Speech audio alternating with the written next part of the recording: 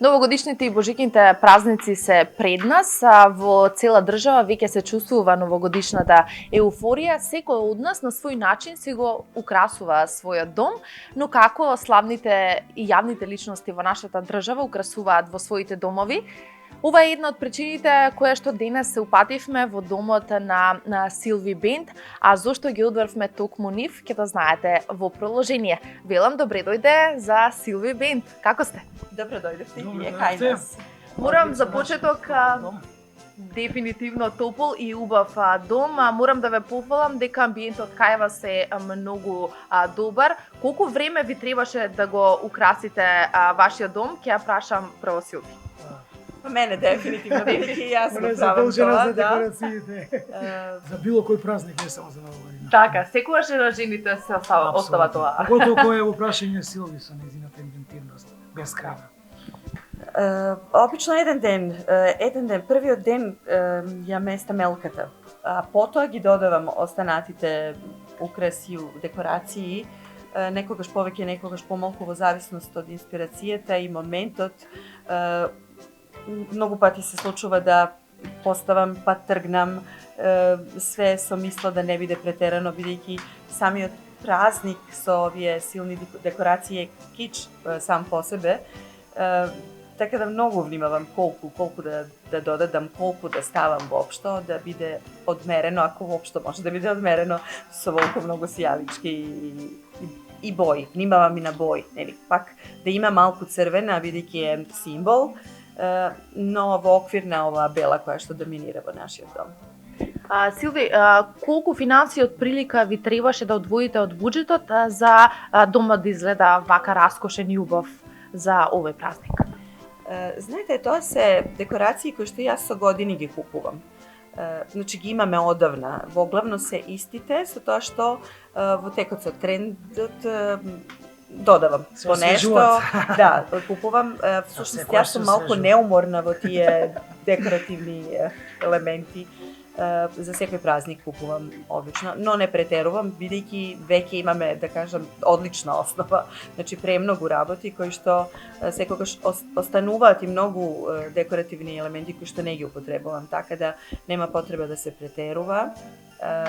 Обично ја тргам претходната декорација и додавам она што е во моментот актуелно, или пак се задржувам до она што е карактеристично за мене и моето декорирање со некои мали додатоци. Не трошам претерано. Владко, колку ти помагаш на Силви за време на овие убави празници? Колку помагаш во декорацијата или само плаќаш? Вака, јас сум изведувач на работите, носач и слично. Помагаш. Само носач. Кога треба кога пошто е огромна, мора да се донесе, јас ја местам успешно до местото. Нешто што успешно треба. до местото и толку. Сијалички она, навистина е да се залеми некоја сијаличка доколку е. Тука да, имам Да. И Така, греото е да така се да. мешате кога имате така инвентивна. А ова е многу добра сопруга. фора со греото е да се мешате, пошто она тоа толку добро, тоа е многу добра фора. Вистина толку добро го прави и е бескрајно инвентивна, не само за празникот кој што кажав и за домот, така да навистина не би сакал ништо да расипам, навистина е преубаво. Понекогаш само ќе спомнам некој детал и доколку она го прифати и тој може да биде во целината како еден мал дел од мене. Како ги доживувате новогодишните и божикните празници? Што представуваат за вас? Овие празници ги сакам најмногу. И Великден исто така, но новогодишни празници, божикни празници се празници кои што го слават семејството, весели празници кои што го слават раѓањето на Христос, што значи повторно надеж и верба за спас на нашите души, за спас на човештвото.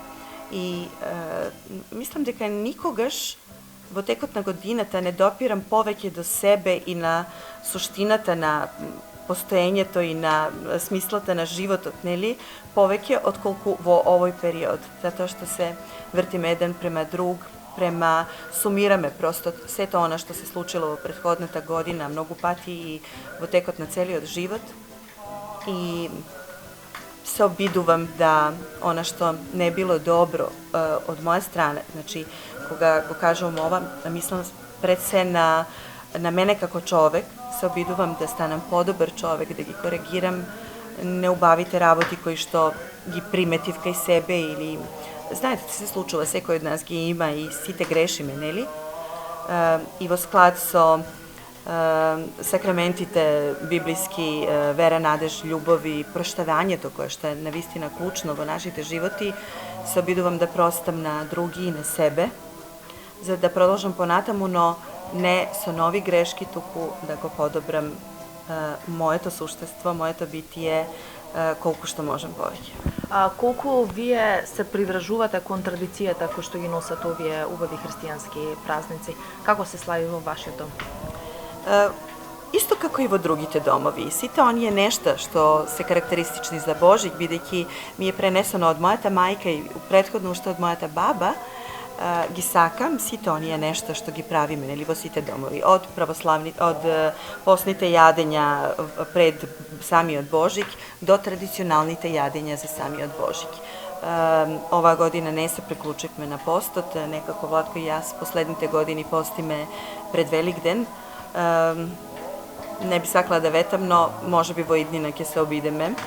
Но во секој случај, бидејќи се радосни празници, како што кажа пред малце весели, дури и постите се весели, полесни од великденските,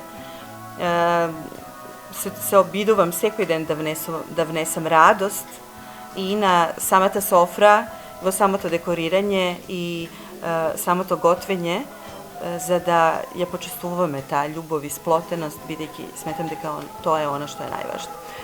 Традицијата секако да ја негуваме, да ја сочуваме, додавам модерни елементи, но во основа е она што е традиционално и карактеристично за нас.